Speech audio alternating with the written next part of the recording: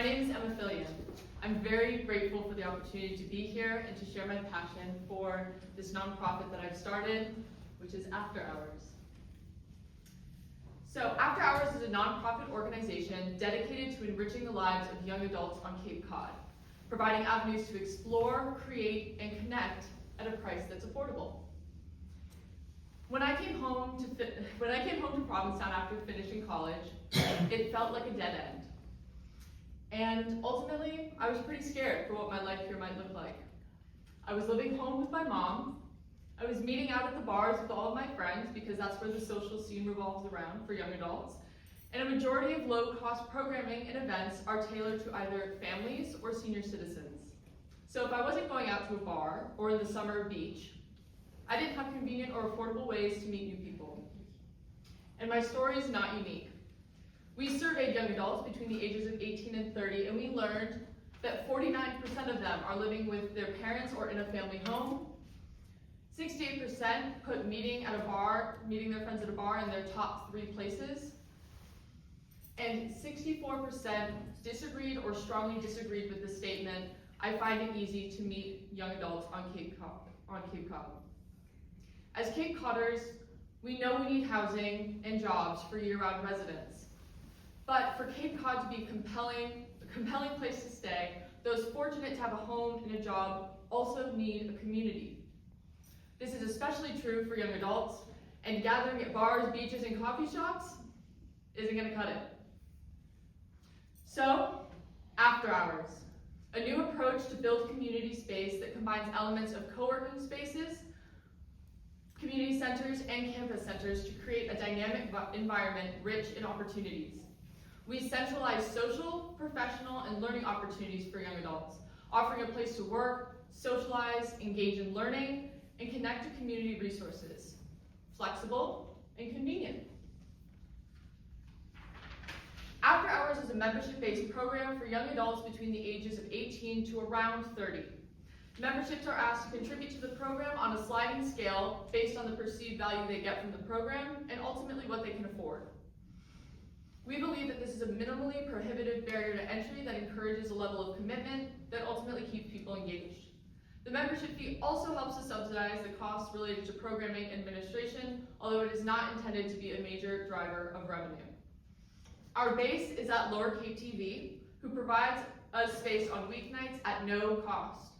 Members have access to both their large and beautiful space, as well as the services they offer, such as videography equipment and editing software. They're a public access television station.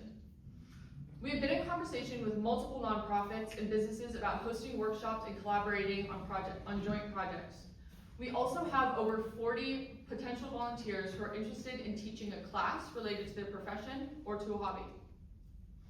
Programs we have planned for 2026 include a sewing class on sewing upcycled clothes, filing taxes, mocktail making, and improv. Outside of scheduled programming, young adults are free to use the space as they please. Through the generosity of our local community, we also are able to provide a welcoming meal to share with friends at every meeting. Since beginning EforAll, we have completed and exceeded 2 of our goals, and we have made considerable progress on our other 2. So originally we imagined the 10 funding sources would be from grants, but because the grant funding market is lean at the moment, there are less dollars to allocate to startup nonprofits. We pivoted towards identifying potential sponsors and donors with plans to apply for grants in the upcoming 2026 grant cycle, prioritizing local grants from the town cultural councils and community preservation funds. I am so pleased to announce that we have met this goal.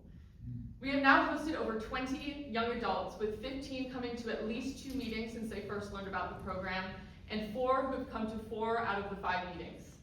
We also have 44 young adults who expressed interest in the program, who we will invite to After Hours this upcoming week. We've hosted 4 out of our 5 meetings at Lower Cape TV, and that one meeting that was not at Lower Cape TV, we decided to put our volunteer teaching model to the test, and this is the result. So, With the help of Cape Cod Tech astronomy teacher Michael Bentz, our group of 15 people spent the evening of November 9th learning about different constellations and planets under the stars at Newcomb Hollow Beach. It was magical. So this last goal here is our reach goal, because we know that ultimately young adults are only going to pay attention to an organization that has thoughtful and attractive branding. It's our reach goal because it's not a simple thing to do if you don't have access to a UI or UX designer, but we are well on our way to having our website up with our domain registered and hosting provider secured, and the design for the first iteration on the way. So, this upcoming year, we plan to engage new members, volunteers, donors, and sponsors by developing a robust programming schedule and growing our visibility in the community. We expect our main drivers of revenue will be donations, sponsorships, members, and class fees. And as I said before, our overhead is low as we get started, thanks to Lower Cape TV for providing our space at no cost. Quarter one is where we build our foundation. By the end of March, we will have established partners with an attorney, a CPA, and an insurance broker. We will launch a feedback mechanism that secures feedback from at least 50% of program participants and generates actionable recommendations for program improvement. We aim to add 15 new members, 15 community volunteers, and 50 donors through hosting our Open House Expo in late January. Quarter 2 and 3 is our time to test. We will test at least 3 promotional methods and identify the top performing channel for each customer segment by September 30th. We will implement program adjustments at least once per quarter based on participant feedback to improve alignment with member interests.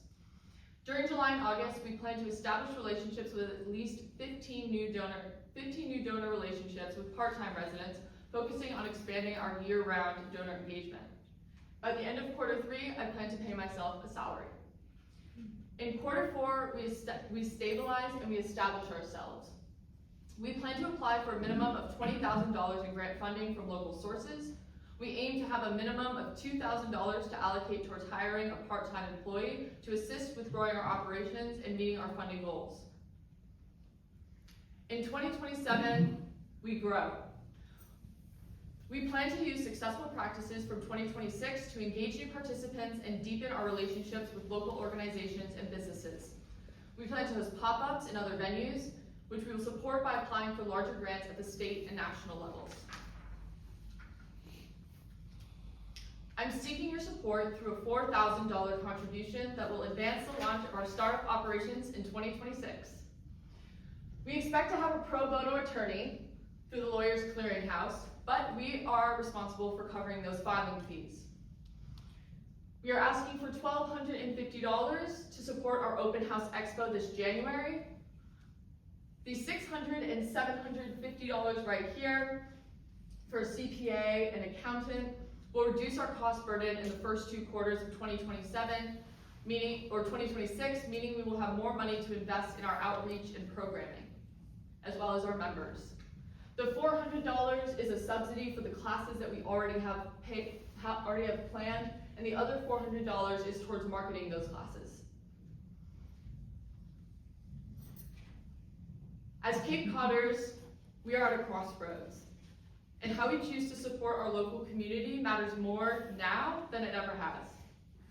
I chose to start this project because I am young adults, and I needed a space on Cape Cod where I could connect more intentionally and meaningfully than at a bar, a beach, or a coffee shop.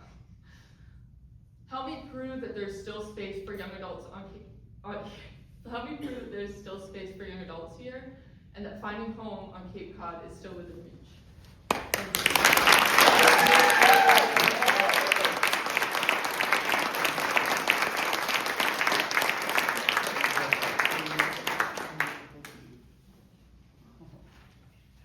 So I'll start off this, first of all, what a tremendous idea in service, and you'll have great success. Thank you. I'm just curious what led you to going down the not-for-profit route versus for-profit route? I think ultimately why I decided on that was because there are spaces that offer space to people, like co-working spaces or maker spaces, but to cover the cost of running a business like that, you have to charge significant fees. You know, like because I have a connection to the Commons in Provincetown, they support this project, I get free access to the space there, but otherwise I'd be paying $120 a month. You know, and so that's just not a feasible price for a lot of people, especially people living here on the Cape. So the nonprofit helps us subsidize the cost related to general expenses that would normally be paid through a membership fee. And so it's the kind of service you're offering too. Yeah. Great. Yeah. Excellent. So you have your 501c3 certification? No, so we have fiscal sponsorship right now from the Provincetown Community Compact. Okay. Yeah, and so part of it, we applied for a pro bono lawyer through the Lawyers Clearinghouse. We're waiting to hear back, but hopefully they think that it's a worthy mission too. And in 2026, we will be working with them to work out a space use agreement as well as start getting all of the things together to apply for a 501c3. So are you using any particular fundraising platform today?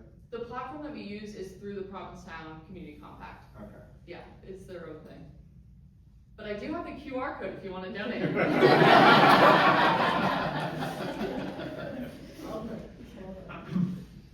How often are your events? So currently we've been meeting once a week on Wednesdays. We started September 28th, so we meet 3 Wednesdays a month. And then looking into 2026, I ideally would like to have 2 days, which I'm going to chat with Lower Cape TV about. They're here, by the way. So you just come into that blank space and set up each time, and then the meals, you say you have a meal each time, is that donated from somebody locally as well? So one of the people who's kind of come onto this project, Ingrid, she's not here tonight, but she's fabulous, and she has been wanting to help with this program. So she's been the one responsible for getting food for the event. And so Montano's has donated to us, and then she's also brought in some delicious green chili a couple of times. Or yeah, curry. Anyway, but yes, so local restaurants have the opportunity to donate. Well, as being a nonprofit, this is ways that they can contribute to the community, and you're more susceptible to getting those donations versus if you were for profit. And I applaud you, as Paul had said, on this initiative, somebody that's born and raised here. That was always, there was nothing to do. And granted, when I grew up here, we got away with a lot more things than there was in social media or cameras.